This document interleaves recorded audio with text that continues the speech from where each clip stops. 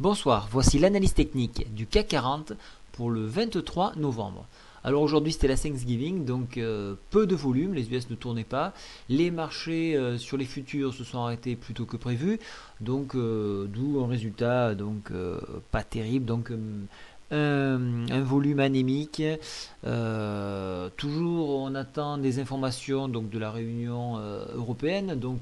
Alors pour résumer un petit peu la situation, on a donné des restrictions budgétaires sur la Grèce, donc elle les a appliquées. Alors on ne pensait pas qu'elle les appliquait tellement qu'on leur demandait des choses impossibles, et maintenant ils se trouvent au pied du mur, ils doivent prendre une décision et donc leur donner des sous. Mais là ça bloque un peu parce qu'ils n'avaient pas prévu ce scénario, plus une sortie de la Grèce que baisser les deux genoux à terre et dire amen à tout.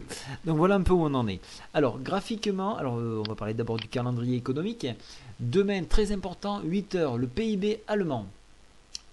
Alors après, bon, l'IPP espagnol, oui, bon. Un petit instant, voilà. Voilà, l'indice du climat des affaires ici à 10 heures, donc ça c'est important.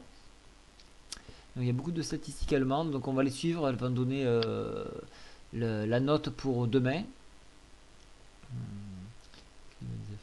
Non, il n'y a pas. Voilà. Donc, ouais, non, on va regarder surtout les statistiques allemandes, pas rien du côté US apparemment, donc c'est parfait. Cela tombe bien puisque le DAX se trouve bloqué par un point pivot, donc ça devrait mécaniquement nous tirer vers le bas. Alors pourquoi cet avis assez tranché? Tout simplement parce que nous avons. Alors attendez, je vérifie quelque chose. Oui, on a quelque chose qui s'apparente à un pendu ici. Alors attendez, je le replace un peu mieux.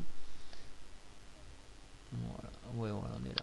On est sur la limite ici, la limite de l'oblique ici. Donc un pendu, donc une figure de retournement dans une hausse, tout proche à la fois des 3500 points, de la médiane de la partie supérieure de la fourchette d'Andrews. Voilà quelque chose qui peut marquer la fin d'une course haussière momentanément. Alors je m'explique ici, cette oblique là est vraiment déterminante pour continuer le mouvement, pas bien loin, 3506 puis 3000, alors 3515, il y a un autre point à 3536, mais c'est vraiment le maximum qu'on puisse aller sans consolidation.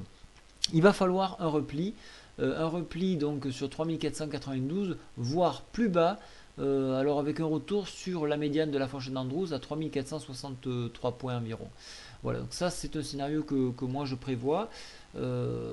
Pourquoi? Parce que on n'a pas fait de pause et il la faut. Donc la MACD est toujours positif en revanche. Le stochastique lui commence à montrer, se rapproche de la zone de surachat, mais se trouve en écart trop important par rapport à sa moyenne, donc attention, donc ça c'est quand même un signal positif, il faut le reconnaître. Au niveau du force index, voilà, c'est mou, les boules n'ont plus de puissance.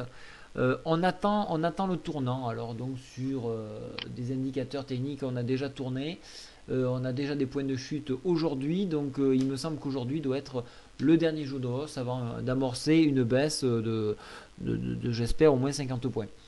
Voilà, donc pour moi je reste négatif, cependant, donc en dépassement des 3500 points, un retour puisqu'on est déjà été, un contact 3536 peut se faire. Voilà, donc soyez très prudents.